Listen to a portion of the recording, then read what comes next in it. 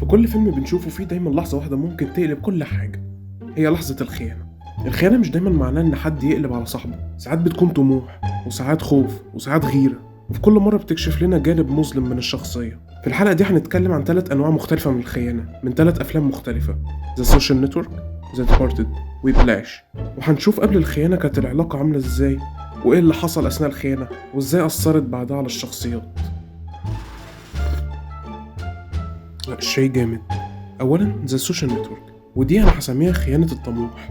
قبل الخيانة مارك زكربيرج وإدواردو كانوا أصحاب من زمان. مارك عبقري تقني وإدواردو الشريك المثالي، هادي وداعم ومؤمن بالفكرة. العلاقة بينهم كانت مبنية على الثقة. إدواردو كان شايف إن مارك هينجح، ومارك كان شايف إن إدواردو هو الشخص المناسب اللي هيقدر يساعده يدير المشروع. اللي حصل كان خيانة من نوع مختلف، مش خيانة صريحة وإنما استبعاد تدريجي. مارك بدأ ينجذب أكتر للأخوين وينكلفوس وكمان لشون باركر، وبدأ يحس إن إدواردو بيبطله، ومن غير ما يعرف لقينا إدواردو فجأة توقيعه اتشال من كل العقود. اترفعت أسهم مارك ونزلت أسهم إدواردو لدرجة إن حصته بقت تقريبا ولا حاجة. لحظة الخيانة دي قانونية بس مؤلمة أكتر من أي خيانة مباشرة. وتأثير الخيانة دهيت إن مارك فضل ناجح لوحده، لكن دلوقتي العلاقة بينهم اتكسرت نهائيا وإدواردو رفع قضية عليهم. الفيلم بيورينا إن الطموح ساعات بيخليك تخسر أقرب الناس ليك، والنجاح ممكن يجي بثمن كبير جدا. ذا ديبارتد ده هنقول عليه خيانة الثقة والهوية. كولين سوليفان كان شايف نفسه الولد الشاطر اللي هيطلع فوق بسرعة. فرانك كوستيلو رباه من صغره على انه يبقى لعبة في ايده،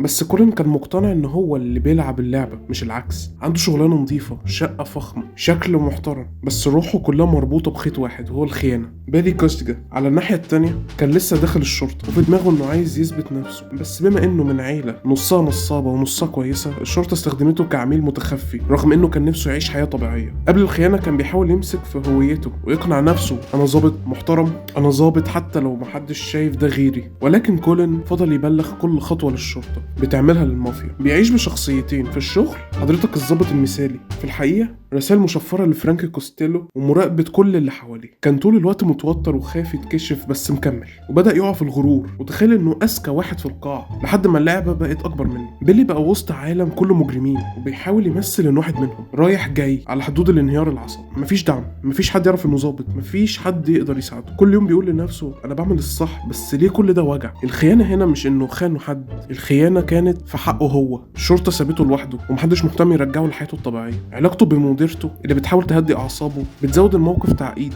خصوصا انها كمان مرتبطة بكولين، وده يخلي الخيانة تلف لفة غريبة حوالين التلاتة. واصل الخيانة على كده كولين سوليفان اول ما اكتشف انه خاين الشرطة وخاين المافيا في نفس الوقت اتفضح. حياته اللي بناها على الكذب وقعت في لحظة، بقى وحيد ومرعوب ومش شايف حد يثق فيه، لا الشرطة ولا العصابة. النهاية بتاعته كانت درس كبير، الخيانة مهما كانت محكمة بتلاقي طريقها ترجع لك. بيلي بعد كل اللي هو عمله الشرطة خانته في لحظة الحقيقة، ما حصلش على التقدير اللي كان يستحقه ومحدش شايف تضحياته. نهايته كانت اقوى صفعة في الفيلم حرفيا، لانه كان اكتر واحد مخلص واكتر واحد اتعاقب. الفكرة العامة في الفيلم هنا، الفيلم بيقول بمنتهى الوضوح الخاين في الاخر بيخسر والمخلص ساعات بيضيع، بس تأثير الخيانة بيفضل اكبر من اي حاجة تانية. الخيانة هنا مش بس مين ضحك على مين، لا هي انهيار الهوية، انك تبقى عايش بشخصيتين لحد ما تنسى انت مين اصلا. تالت حاجة فيلم ويبلاش، دي خيانة من نوع تاني، خيانة من أجل الوصول للكمال، السعي للكمال حرفيا. فيلم ويبلاش بيقدم نوع مختلف تماما من الخيانة، مش خيانة صديق لصديقه ولا خيانة شريك لشريكه، لا دي خيانة مبنية على القسوة والضغط والتلاعب النفسي. بطلنا أندرو كان مجرد طالب درامز عادي، كان عنده حلم يبقى الأفضل، وفي المقابل عندك فليتشر المدرس اللي شايف نفسه بيصنع أساطير حتى لو ده هيكسر الناس اللي بيعلمها. أندرو كان شايف فليتشر قدوة، أسطورة، الشخص اللي هيطلعه من العادية ويخليه الأفضل. كان مستعد يسمع كلامه ويضحي بقوته وحياته الاجتماعية وحتى علاقات. فليتشر من ناحية كان بيبان إنه شايف في أندرو موهبة حقيقية وبيتعامل معاه بطريقة مختلفة شوية عن باقي الطلبة. العلاقة في الأول كانت شبه علاقة أب بابنه، لكن الحقيقة كان في تحضير نفسي للخيانة.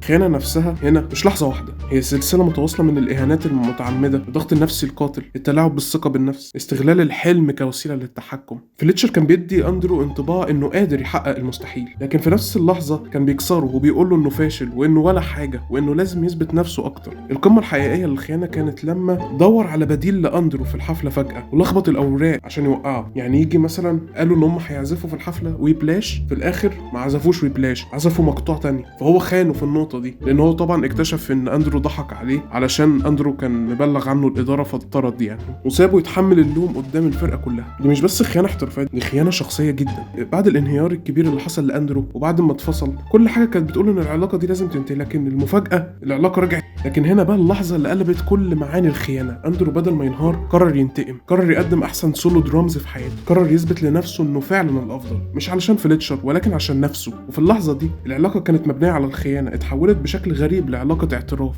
فليتشر بصله بنظرة ما فيهاش طيبة لكن فيها أيوة كده، ده اللي كنت بدور عليه. النتيجة في الفيلم في الآخر، الخيانة هنا كانت شرارة خلق واحد من أعظم عازفي الدرامز في تاريخ السينما. الخيانة ما كانتش نهاية، دي كانت بداية. الخلاصة العامة للحلقة، الخيانة مش دايما شكل واحد، أحيانا بتكون غدر مباشر زي ذا ديبارتد، أحيانا بتكون سر أو تأثير نفسي زي ذا سوشيال نتورك، وأحيانا بتكون خيانة بتكسر الشخص علشان تبنيه من جديد زي ويبلاش. الخيانة مش بس حدث، هي نقطة تحول، وبعض الشخصيات ما كانتش هتوصل لنهايتها من غيرها. وبس يا سيدي، دي كانت نهاية الحلقة. لو عجبتك ارزع لايك شير سبسكرايب وبس، وادينا كومنت كده نتكلم عن فيلم ايه المرة الجاية. اشوفك على خير، مع السلامة.